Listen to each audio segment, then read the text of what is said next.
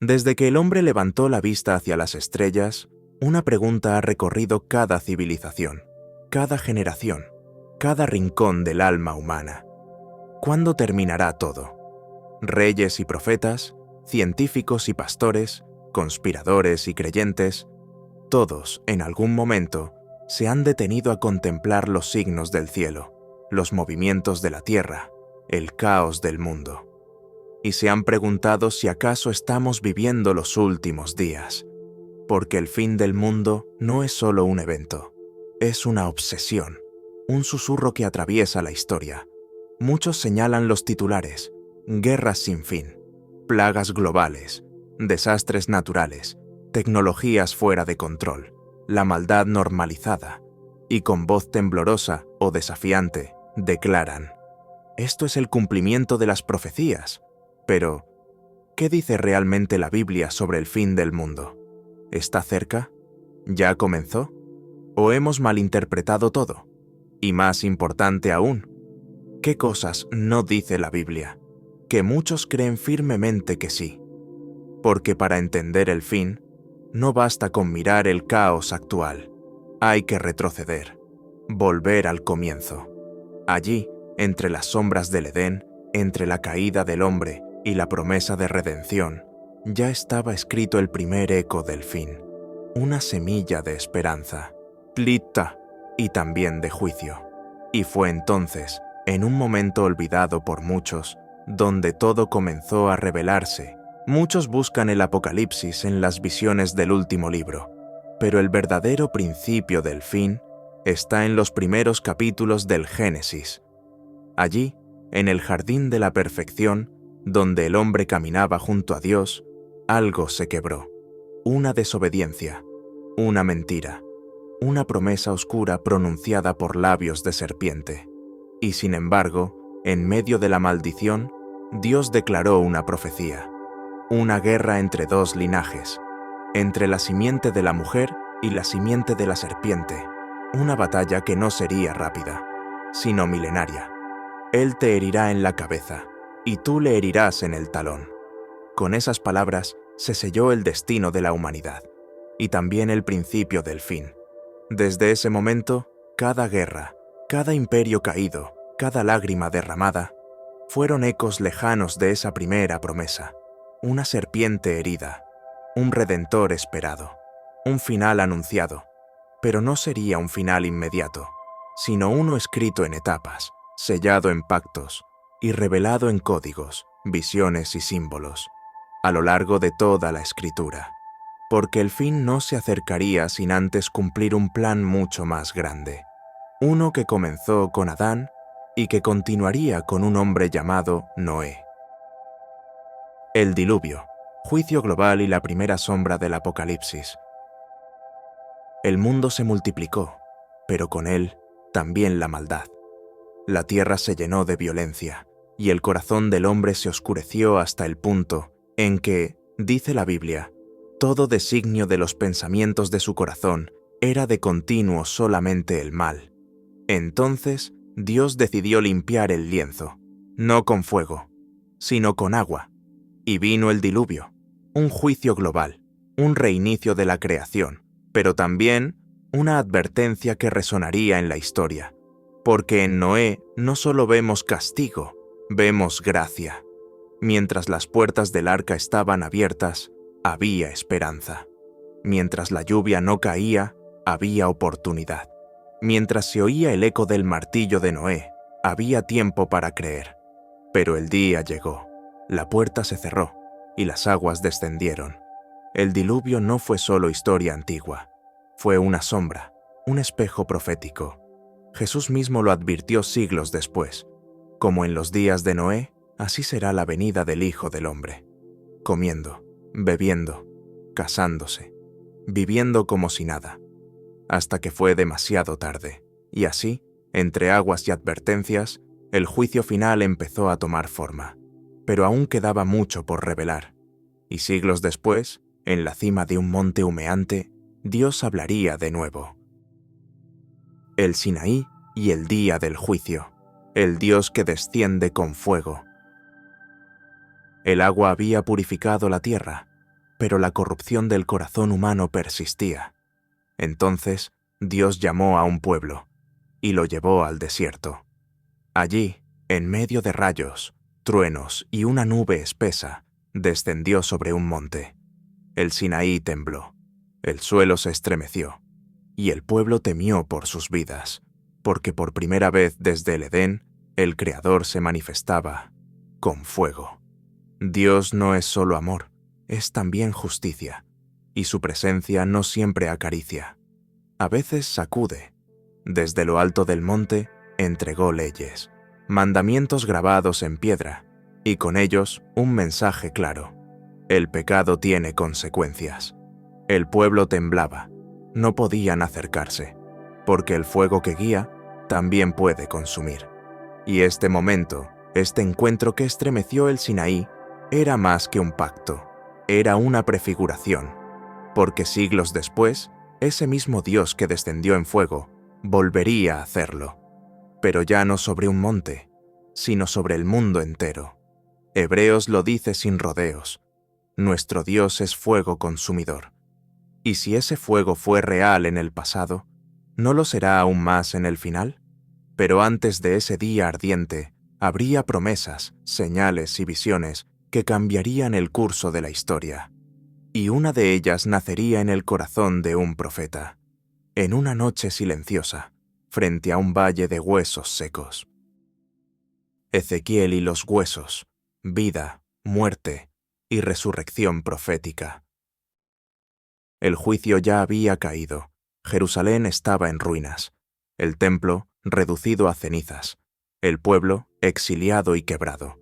Y allí, en el silencio del destierro, Dios le habló a un profeta, no con palabras, sino con una visión. Ezequiel fue llevado a un valle inmenso, seco, estéril, cubierto de huesos, miles y miles de esqueletos, dispersos bajo un cielo sin esperanza. Y entonces Dios le preguntó, ¿podrán vivir estos huesos? Era más que una pregunta sobre cadáveres. Era una pregunta sobre la fe, sobre el futuro, sobre la redención.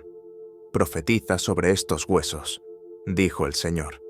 Y mientras Ezequiel hablaba, los huesos comenzaron a unirse, a tomar forma, a recibir carne, y finalmente, aliento.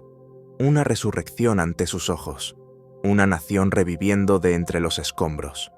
Esa visión no solo hablaba de Israel, hablaba del plan eterno, de que el fin no sería solo destrucción, sino restauración, vida después de la muerte, esperanza en medio del juicio, y así, en medio del polvo del exilio, Dios revelaba que el fin no sería un cierre, sino un nuevo comienzo.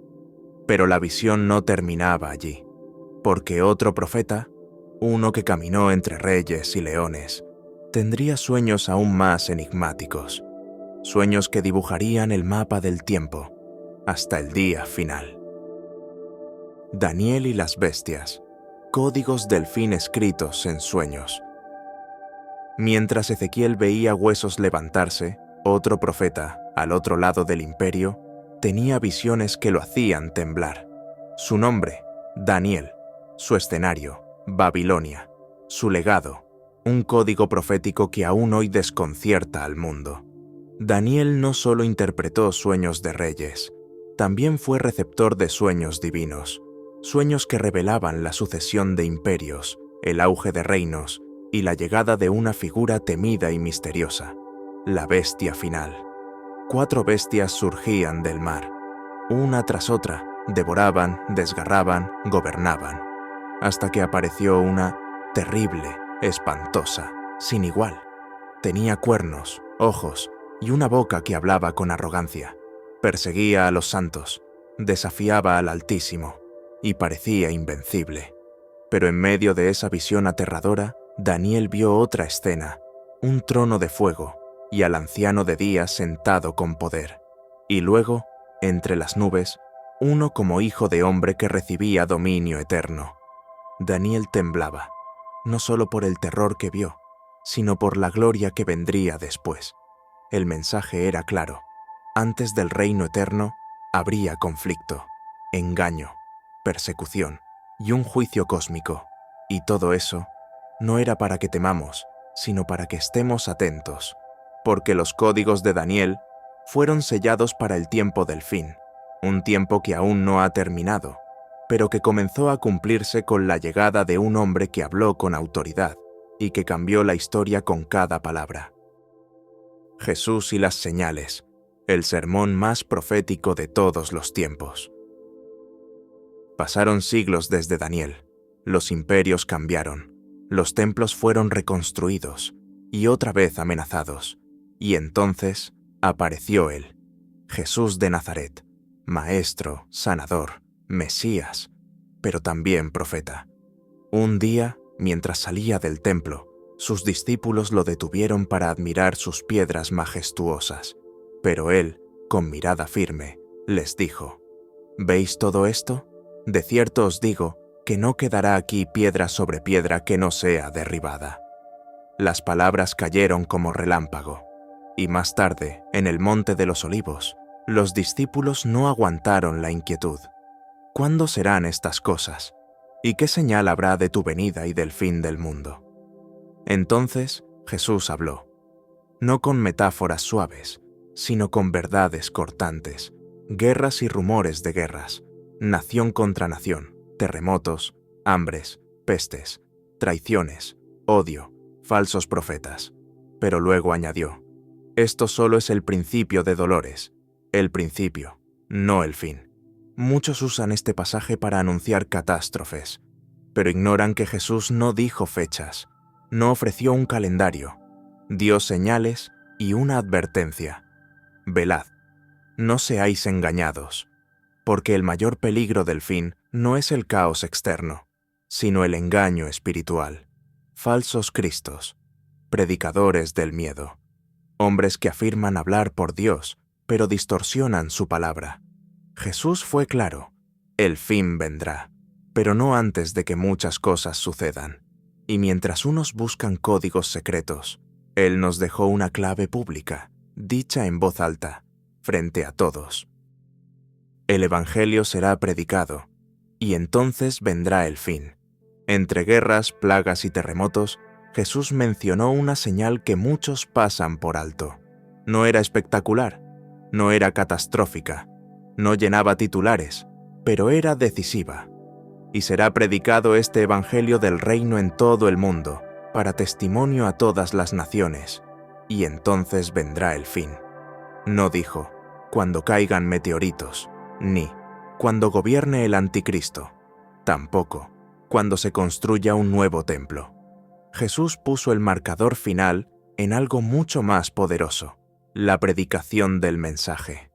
El Evangelio, esa buena noticia de salvación, debía llegar a cada rincón del planeta, no como imposición, sino como testimonio, una luz en medio del caos, una voz en medio del ruido, una esperanza en medio del juicio.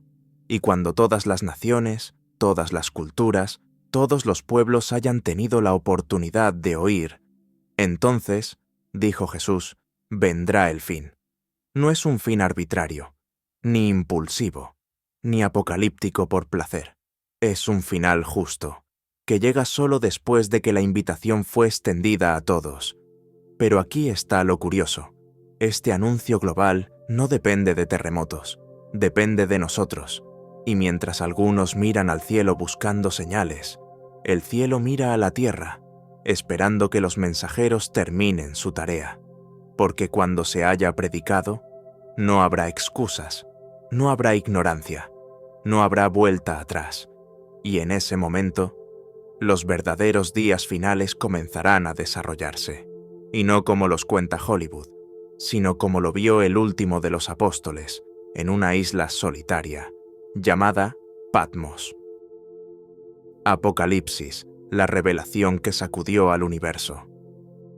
Exiliado, solo, perseguido por causa de su fe, el apóstol Juan fue desterrado a una isla rocosa llamada Patmos, pero no estaba solo, porque en aquel lugar inhóspito Dios le abrió una ventana, no al cielo, sino al futuro. Apocalipsis, la revelación.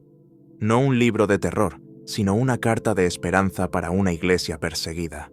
un mensaje codificado con símbolos, visiones y números, pero cargado de propósito. Allí, Juan no vio simplemente destrucción, vio un trono, vio adoración, vio un cordero inmolado que reinaba sobre todo. Y a partir de ese momento, las visiones se intensificaron. 7 sellos, 7 trompetas, 7 copas, bestias que emergen del abismo, dragones que persiguen, hombres marcados, ciudades caídas, pero en medio de cada juicio, de cada cataclismo, de cada batalla cósmica, la voz del cielo seguía clamando: arrepiéntanse, vuelvan, no teman. Apocalipsis no fue escrito para asustar, sino para despertar. No para empujar al pánico, sino para llamar a la fidelidad. Porque el juicio final no será una sorpresa para los fieles, sino la culminación de una historia que ya sabían cómo terminaría. Y en medio del caos final, una figura se alza en gloria, cabalgando en un caballo blanco, con ojos como fuego, una espada en su boca, y en su muslo un nombre escrito: Rey de Reyes y Señor de Señores. Pero antes de ese retorno triunfal, el mundo conocerá al gran impostor. El anticristo, mito, símbolo o amenaza real. Entre las bestias y los truenos hay una figura que ha capturado la imaginación del mundo entero.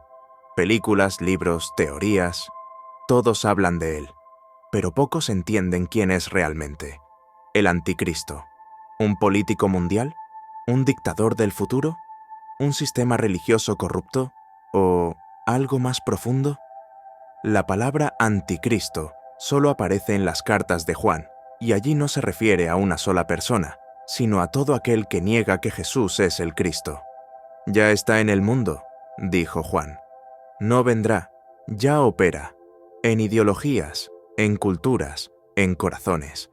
Pero el libro de Apocalipsis y el segundo libro de Tesalonicenses hablan de un personaje específico: el hombre de pecado, el hijo de perdición, el que se levanta como Dios, engañando con señales y prodigios. Este personaje no llega vestido de monstruo, no tiene cuernos ni ojos rojos, llega con palabras suaves, con paz aparente, con soluciones temporales para un mundo en crisis. Y cuando el mundo clame: ¿quién como la bestia? ¿Quién podrá luchar contra ella? Habremos cruzado una línea profética, pero aquí está el detalle más olvidado. El anticristo no gobierna para siempre. Su tiempo es contado. Su ascenso es parte de un plan mayor, y su derrota ya fue escrita. Porque la Biblia no nos llama a especular quién es, sino a perseverar en quién somos. Y en medio de su dominio breve pero oscuro, un pueblo seguirá de pie, firme, sellado, llamado por Dios. Porque antes de que caiga Babilonia, los fieles levantarán su voz. Gracias por acompañarme hasta el final de este mensaje. Espero de corazón que la palabra de Dios haya tocado tu vida y te haya dado una nueva perspectiva, consuelo o dirección. Si este contenido fue de bendición para ti, te invito a suscribirte, darle like y compartirlo con alguien que también lo necesite. Recuerda que la Biblia no solo es un libro antiguo, sino una carta viva de amor, esperanza y verdad para ti hoy. Que Dios te bendiga grandemente, te fortalezca en cada paso y te guíe con su luz. Nos vemos en el próximo video.